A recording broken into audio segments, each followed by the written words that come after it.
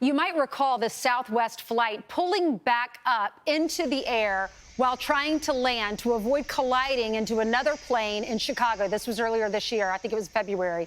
According to the FAA, there have been 500 close calls on runways like this year alone. So now Southwest is equipping nearly 800 of its planes with this new cockpit alert system to decrease collision risks. Joining us now is Knutsson, the cyber guy, to tell us more about this. Kurt, that's incredible. Ainsley, good morning to you. Good morning. It is a great safety measure that this airline is deciding to take on their own. Alaska also doing it.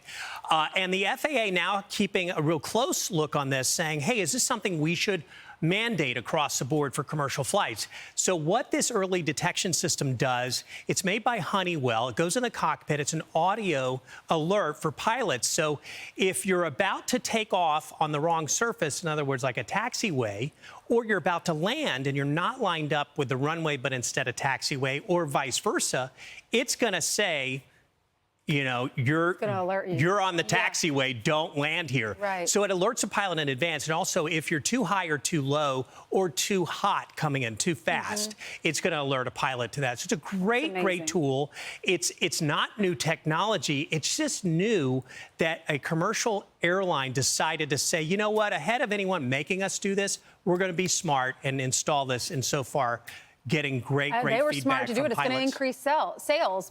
So many people are scared to fly. Makes me more comfortable, right? Absolutely. It's similar to an auto collision system in the cars. All Boeing 737s have this new technology. It's already activated in 700 of the Southwest planes.